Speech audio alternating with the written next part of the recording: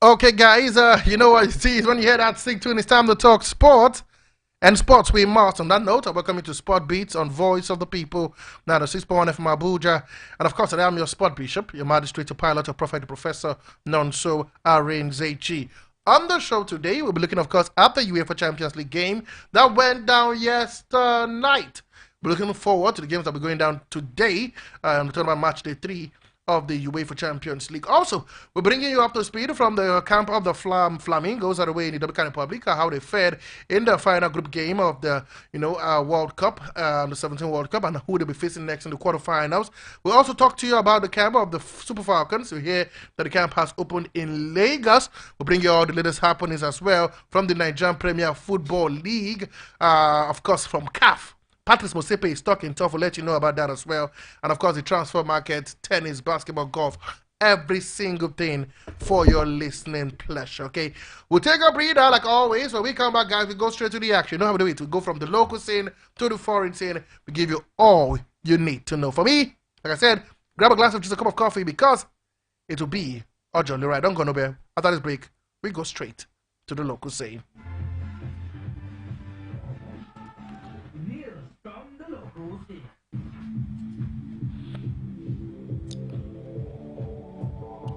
Let's begin from the locus and begin from the House Committee on Sport. I'll let you know that following the disappointing outing of Team Nigeria at the 2024 Olympics in France, the House Committee on Sport, under the leadership of Honorable Kabiru Amadu, has called for a robust planning strategy ahead of the next Olympic in 2028. The chairman said this during his committee's first official interactive meeting with the Minister of Sport, Senator John Eno, on Tuesday at the National Assembly. The lawmakers representing Gusau Tafsafe Federal Constituency in the House of Representatives said that Nigeria cannot afford to repeat what happened in Paris in the next 4 years, where the country did not win a single medal. In his word, and I'll quote him, Nigerian sports have gone a long way over the years, and it's totally unacceptable that we are struggling with putting feelings at the global competitions. In fact, one of the reasons why this meeting was called was because of a motion of urgent importance that we put forward because of Team Nigeria's bad outing at the Paris Olympic Games. As a proactive committee, the committee has put together a blueprint to help its out.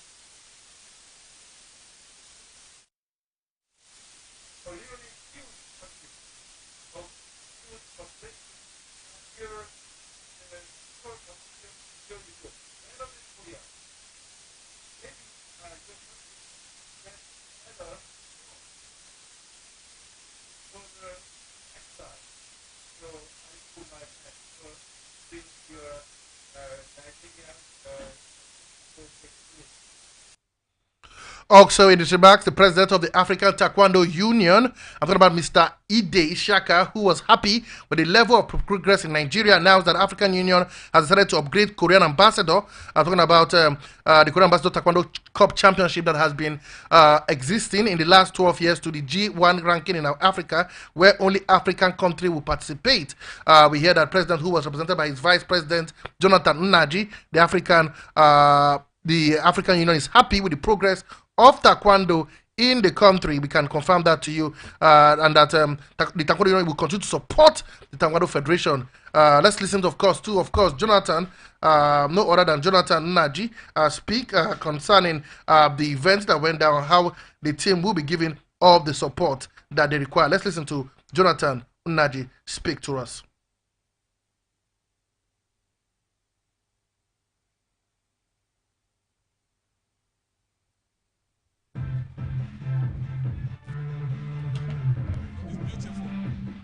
Let me say it. Taekwondo that we brought in this. I was the first person to host this tournament. So, and I'm very glad today that this is the 12th edition. And 12th edition today happening with African Taekwondo Union coming in is a wonderful thing. You can see the equipment they used. This is of world standard. They call it KPMP, scoring, self-scoring point. So I think we are moving forward. We are moving forward, and we have the record. With the record of what I had on my speech, Nigeria is few of the countries that have won medal in the Olympic. That is during the time of Chika Chukwumerije in Beijing. So we are doing well, and we are one of the powerful countries in Africa when it comes to Taekwondo. So this very tournament have helped to build us to that level.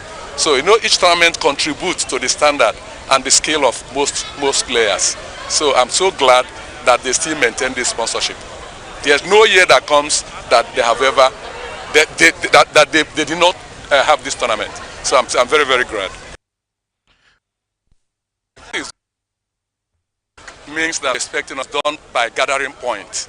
So each time you get points, it can lead you. Some people went to Olympic without going for qualification. Already have qualified during all the tournament with the number of points they have gathered. So Nigeria have been added to such game where people can get points to proceed and move to the next championship. And most times when you have some points, you discover that when you have about 10 games to fight, have alleviated you that you are no more on that step you have gone. So here now, this tournament come next time, you will see people, don't be surprised when you see people from Egypt, from all parts of, so it's a big thing, it's not common in Africa. It's only few G1 point tournament that they approved this year. Nigeria is number 2.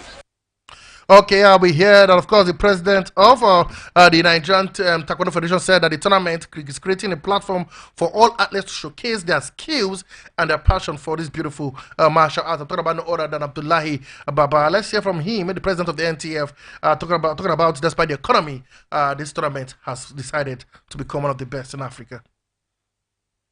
Yes, I won't say 100%, but if you got 70 out of 100, it's an A. So the objective is achieved for running the tournament successfully and also bringing awareness to our athletes. But if not for the economic situation in the country, I assure you the number would have been more than what you see here, because Korean Ambassador, after the National Sports Festival, is the highest ranking Taekwondo tournament in Nigeria. So we expect the best of our best. And from the number of athletes registered, it's not the number I was expecting. I was expecting double of that number. But I know it's not easy for people to travel from different parts of the country to come down to Abuja.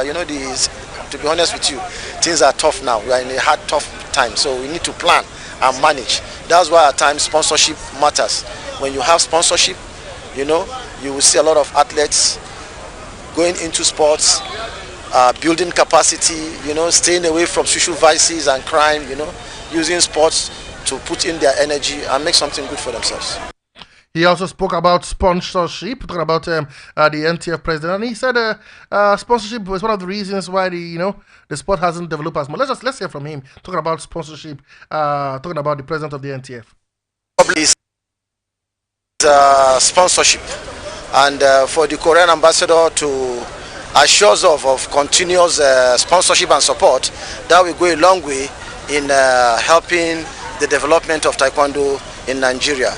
You heard what the AFTU Vice President's message of the African Taekwondo Union President, that the Korean ambassador, that is a grade 1 World Taekwondo sanctioned tournament. That means we'll be expecting competitors from all over the world coming to Nigeria to compete. The significance of making this tournament a G1 is that our athletes that cannot afford traveling outside to compete at the international level, we are now bringing the international scene to them home, so that they can also fight and get ranking points to improve their ranking and chances of qualifying for Olympics and other world championships. He also talked about the journey so far, and this is what he had to say about it, where they've been so far. Let's hear from him. Or follow with our programs over the years, you will see that we've been doing a lot of competition. Before this Korean Ambassador Championship, we had the Nigeria Open International Championship in Ibadan.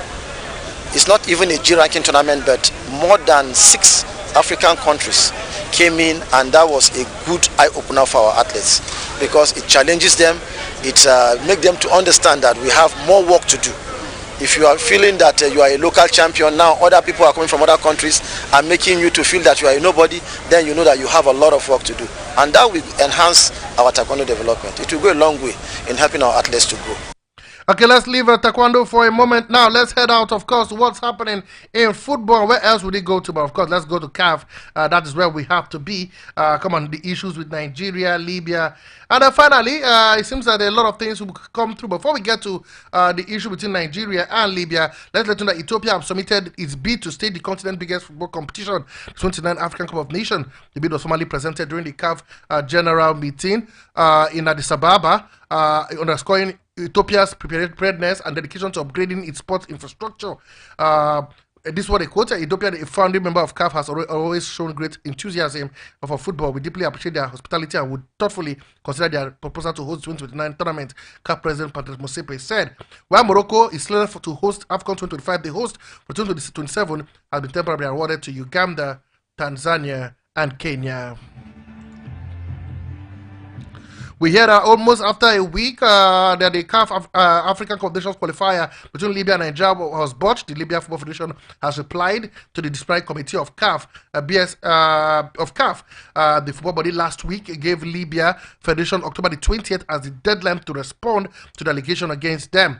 The Federation on Monday responded to African Soccer Governing Body and the disciplinary committee that stated that Wednesday the 23rd of October will be the decision about the game. Nigeria Super Eagles are currently leading the group with 7 points, while Libya are rock bottom with just a point after 3 games. And of course, the fallout of that issue, that long-standing issue between, of course, Nigeria and Libya, has seen the president of CAF speak, talking about no other than Patrice Motsepe, and he had a lot to talk about the issue. We hear that, of course, that the CAF president Patrice Motsepe has blasted African nations and clubs who take the habit of making visiting teams go through hell for failing to provide adequate transportation, accommodation for training or training facilities, but say appropriate actions will be taken. The latest embarrassing incident was when 3-time African champion Nigeria visited Libya for the AFCON 2025 qualifier second leg and made the Super Eagles spend 20 hours at the airport without food or water in a hostage situation. This forced the game to be cancelled. Motsepe made his stand clear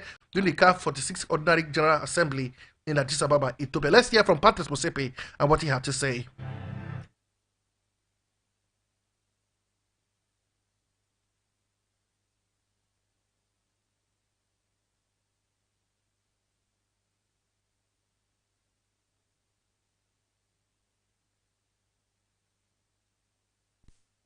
Comment issue that we should have zero tolerance, and I'm not going to express any comment because I usually when I sleep I've got my cell phone next to me and it's always open and particularly we've got 80,000 employees at the mines where I'm the executive chairman of chairman. So I've got to be, and particularly if there's an accident at one of those mines, I've got to know immediately. But of course, I've got lots of other responsibilities. So I keep my phone open throughout the night, and sometimes I get the most. Somebody phones me and says that my son has applied for a scholarship from your foundation. We haven't heard from that. When there was this problem with the Nigeria, tolerate, because this is something that has been going on for quite some time. Your national team, let me emphasize, forget about the Nigeria and Libya situation, because that process has been properly investigated and appropriate action will be taken. Appropriate action will be taken. I've heard too many stories of a football club or a national team goes to a country.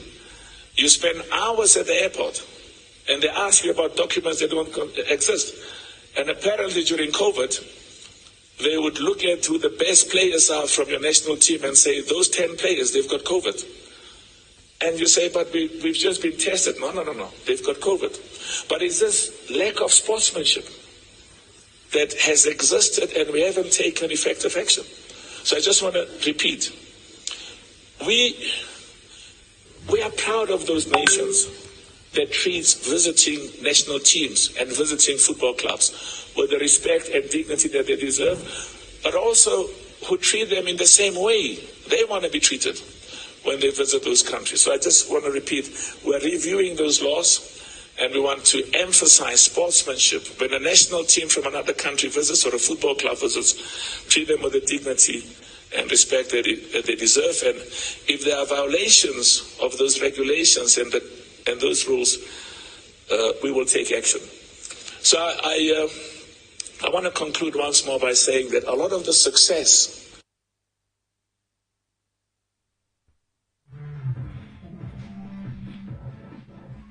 Okay, that was, of course, the president of CAF, Patrice Motsepe, speaking about, that issue that had Nigeria and Libya not too long ago. Okay, now let's move quickly and let's go all the way, guys, to where something great is happening. That is, of course, Dominican Republic, where we hear that Shukurat Moshood 89-minute strike from 24 yards in Nigeria, all 3 points against a heroic Dominican Republic side in the two teams' final match of Group A at the FIFA Under-17 Women's World Cup on Wednesday morning. The win ensured that Nigeria would battle USA in the quarterfinals on Saturday.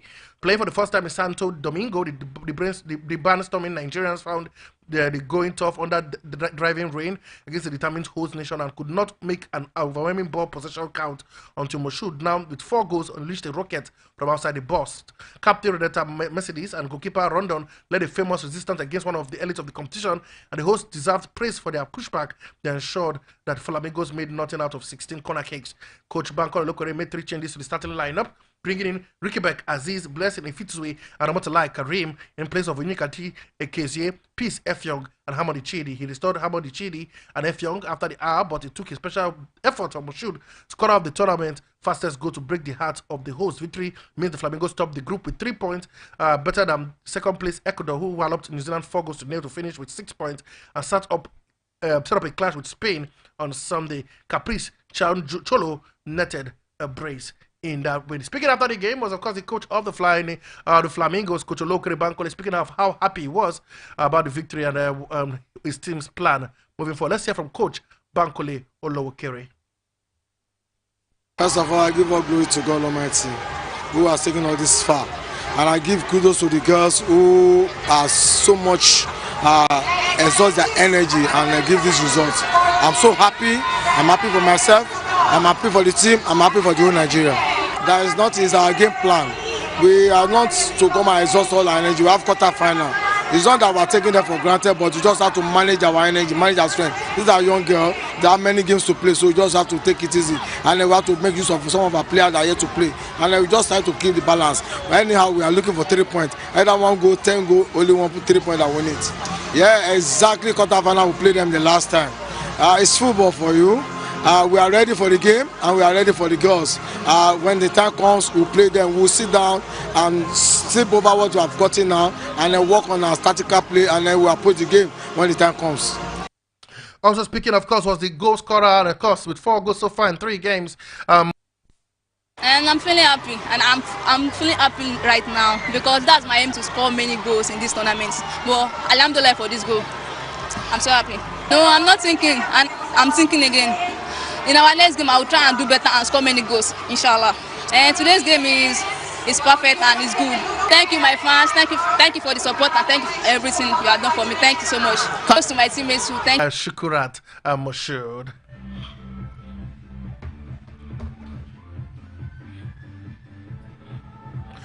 And now let's go to the camp of the Super Falcons, where we hear the camp of the Nigerian Super Falcons currently bubbling as all the invited players for the international friendly game against Algeria have arrived at the team's camp. Interim coach of the team, Justin Madugu, last week had 26 players for the double-header friendly against not Afghans.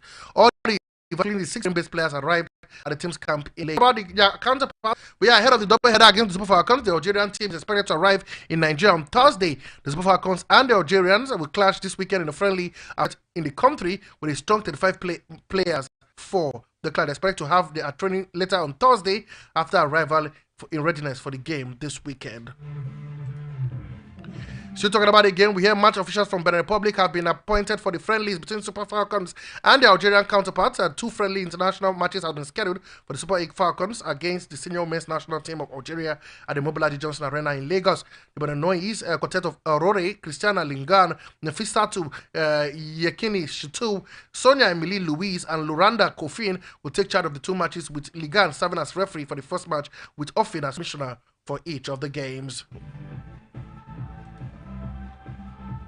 And now to the MPFL, sad news we hear that, of course, Caterpillars on the 19 team is involved in a road accident while on journey to honor their match, the 5 fixture at the New Just Stadium. Caterpillars in the statement wrote, it's with deep sadness that we announced that Caterpillars FC on the 19 team bus was involved in a road accident that earlier today while route to New Just Stadium for their match, the 5 fixture in the inaugural on the 19 Youth League against Plateau United on the 19. Several players and drivers sustained injuries in the unfortunate incident and have been promptly taken to hospital for medical attention.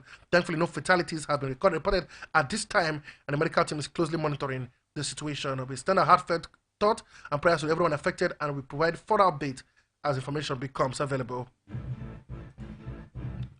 And to Ikorodu City, we hear that the Ikorodu have named them Nuruddin Aweroro as their head coach in interim capacity. A statement by the club said that he will be assisted by Ali Kandil and Adebayo Bello, while Sharif Salami will continue as goalkeeper trainer. Courage Okeke also continues his role as first team match and performance data analyst. Recall that Bright Osebe left the role as head coach of the side at the ongoing MPFL season. And we hear the coach of Rivers United, Freddy George, is eagerly awaiting former Super Eagles striker Brown there to play for his team. The former West Bromwich Albion attacker has been training with the Bride of Rivers in recent times, but has no concrete deal so far. According to him, Brown is a player I have known for years, and his experience speaks for itself. We thought it would be beneficial for our players, especially the younger ones, to learn from someone who has competed at the highest level. That's what Freddy George said concerning Brown with there. And of course, Andy Okpe has opened up on the reason why he stopped playing for Rivers United in the Nigerian Premier League side. Okpe was one of the outstanding players for the Pride of Rivers last season. After joining from Remo Stars, he received several offers from top teams from the continent and some from Europe, but the deal stalled due to financial breakdown. The Lanka attacker via his social media handle said Rivers United is asking for too much money and scaring his suitors away.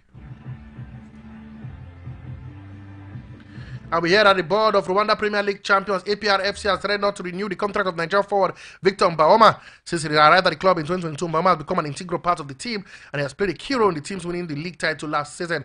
Mbaoma also emerged as the league top scorer and he was also on target for the club in the CAF Champions League. He has 8 months left on his current contract, and according to the Rwanda-based journalist Eric Ndajimani on his ex-handle, APR will not renew Mbaoma's contract.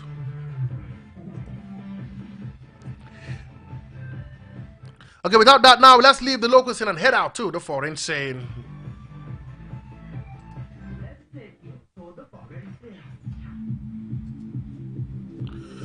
We go to the foreign scene. Let's begin all the way from basketball, where LeBron James and his son Bronny made history after they became the first father and son duo to share the court in an NBA game during the Los Angeles Lakers season opener against Minnesota Timberwolves.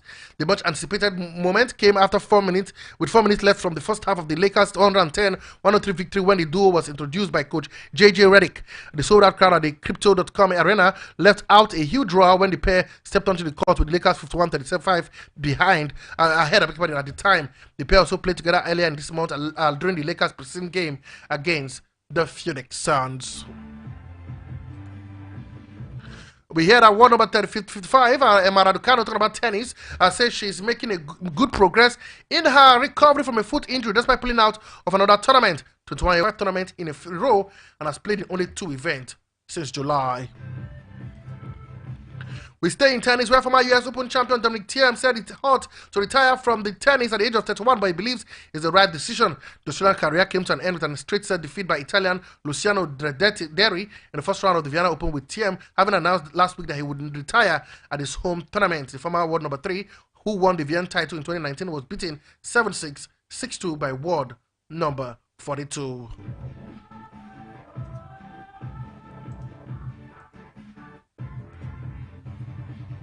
And out of football, we hear that, of course, Alexa Russo has been named the England Women Player of the Year for the year 2023-2024. The Arsenal forward started 11 England games and scored 6 goals in the year, in which the Lioness secured a place at next summer's Euros in Switzerland. Fellow forward Lauren James finished second in the votes by fans, while defender Lucy Bronze came third. Goalkeeper Mary Epps won last year's award after helping England reach the World Cup finals. Also, we hear that Barcelona league future between Atletico Madrid and against Atletico Madrid in December could be staged in Miami, with La Liga officials hopeful that FIFA will approve the plan. It will be the first time La Liga match has been played in the United States.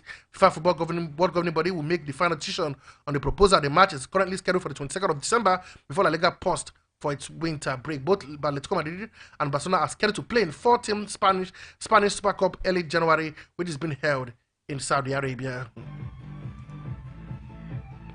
And our still football this time, the Premier League, where Nottingham Forest owner Evangelos Marinakis has been given a 5-match stadium ban for spitting on the floor as match officials walked past in the tunnel. An independent regulatory commission has said Marinakis was found guilty of improper conduct for the incident following Forest 1-0 Premier League defeat by Fulham at the Sea Ground on the 28th of September. In publishing its written reasons behind its decision, the commission said there was no excuse for such an egregious display of disrespectful behavior that could feel disrespectful towards match officials.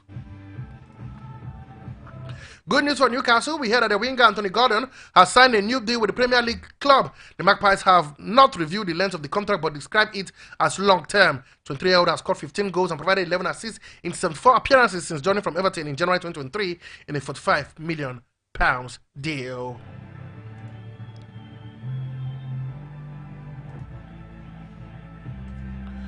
And now let's go straight to the Champions League, guys. And let's quickly give you sweet news from the Champions League. It was to be as Paris Saint-Germain were held at the Parc des Princes by PSV Eindhoven, and Lang had given PSV the lead. Talking about Lang, but of course that man, Al-Sharaf Hakimi, equalized in the 15th minute to ensure that game ended 1-1 in favor 1-1, and both teams had to share at the Parc des Princes. For Girona, they continued their life in the Champions League with sweet music as Miguel Gutierrez and Guampe both scored. Arno Janzuma getting an assist in that encounter as they beat Slava Bratislava by 2-0 in the Champions League game. Juventus lost to Stuttgart by a 0-0. Eli Traore, we know him so well, Eli Belala Traore with a goal as Stuttgart scored a stoppage time winner to jolt 10-man Juventus and record their first win of the Champions League phase at the Allianz Stadium. In that encounter, AC Milan were 3-1 better than Club Brugge. Christian Pulisic and of course Regina scoring a brace as they beat Club Brugge by 3-1 at the Stadio Giuseppe Meazza Stadium. Rafael Onyedika picked up a red card in that game in the 40th minute, and a goal by Sibi was not enough for them to get something from that stadium. Sturm Graz were beaten by Sporting Lisbon 2-0. Nuno Santos and of course Victor Gyökeres, who had a goal and assist in that encounter, ensured they won Sturm Graz away from home by 2-0. Monaco were also on goal-scoring mood as not 1, not 2, not 3, not 4, but 5-star performance as they beat Red Star Belgrade by 5-1. Takumi Minamino with a brace, Brie Mbolo, Wilfred Singo, the Ivorian, and of course Kluche with a beautiful belter in the 90th minute to ensure they beat the Red Star Belgrade by 5-1. Ndiaye was on target from the penalty spot, but that was not enough. So full result, guys. We hear these are the results from the Champions League game played. AC Milan defeated Club Brugge by 3-1. Monaco 5, Red Star Belgrade 1. Arsenal beat Shakhtar Donetsk by 0-0. Aston Villa defeated Bologna by 2-0. Osasuna Girona beat Slavan Bratislava by 2-0. Juventus lost to VfB Stuttgart by 0-0. PSG 1, PSV Eindhoven 1, Real Madrid 5, Borussia Dortmund 2, Sturm Graz 0, and Sporting Lisbon 2. Don't forget, games continue today as well in the UEFA Champions League, guys. And we can confirm to you guys that one man will be out for Liverpool. His name is Diego Jota. He'll be missing from Wednesday's clash against RB Leipzig. He suffered a chest injury in their victory against Chelsea over the weekend. He would not be playing any part. We hear that goalkeeper Alisson, defender Conor Bradley, and midfielder Harvey Elliott, forward Federico Chiesa also miss out of the trip to Germany. For Man City, there is no place for Kevin De Bruyne as he doesn't feel good and will not be rushed back into action. This according to Manchester City's manager Pep Guardiola. The man is out. Sits already without Rodri and Oscar Bob, who are long-term injury worries. But we hear that Phil Foden could be back in this one. It could be available for Manchester City. That we hear. For Atalanta, we hear that we all know that one man hoping to continue his good form so far this season to help Atlanta a victory in the UEFA Champions League. Wait and see how things pan out. Cameron Vickers will not future for Celtic. We hear he's out injured in this encounter that we can confirm to you. Looking at the epic encounter, one of the big games to look out for today has to see Bayern Munich traveling to. So this is a encounter that has already, left a lot of taste in the mouth of sport fans, and we're hoping that the game lives up to its expectation, and we see lots of goals happening in that encounter. Okay, like I said yesterday, there was injuries for a certain Calafiori. It looks like he tweaked his knee in Arsenal's 1-0 victory against Shakhtar Donetsk. We wait and see how serious that will be. We don't know Arsenal already without key attacking players Martin Odegaard and Bukayo Saka. While Jerome Timbers is also injured as they prepare for that game against Liverpool at the Emirates Stadium on Thursday. Wait and see. Saka is a doubt. Timbers also a doubt. Odegaard as well. Wait and see whether he'll be ready for that one. But if it's a knee injury, his right knee, hopefully it's not something serious for Calafiori. But one man was on fire, and that brings us to the major talking point of the day. His name is Vinicius Jr. The boy can play. He was on fiery mood. Come on, do you think he's the man to win the Ballon d'Or? A lot of the bookmakers think so, that he's the man to win the Ballon d'Or. He was on epic, fantastic form for Real Madrid. I tell you yesterday, as it's not, he didn't just score not one, not two, but a hat-trick of goals. I thought about Vinicius Jr. In their 5-2 win, coming from 2-0 down at halftime to beat Dortmund at the Santiago Bernabeu in Madrid, Spain. Okay, guys, you can don't forget, if you are watching us on YouTube, please like, share, subscribe, and come on, drop the notification bell, and also drop your to become the best player in the world. Ballon d'Or, FIFA, and FIFA best player. Do you agree with me? I think he's one of the favorites to win it. Do you agree with me? I want to hear from you. Just hear what you have to say about that. Okay, guys, quickly let's give you the fixtures to look out for today in the Champions League. Early kickoff, we see Atalanta take on Celtic. Brest will take on Bayer Leverkusen. That game is for 5:45, 8 p.m. It's Atletico Madrid vs Lille at the Civitas Metropolitano. Barcelona will take on Bayern Munich. Benfica vs Feyenoord. Manchester City at the Etihad Stadium will welcome Sparta Prague. RB Leipzig will take on Liverpool. RB Salzburg will take on Dynamo Kiev. Dynamo Zagreb, I beg your pardon. And Young Boys would host International. That game is for 8 p.m. Games continue across different match venues. Galatasaray will take on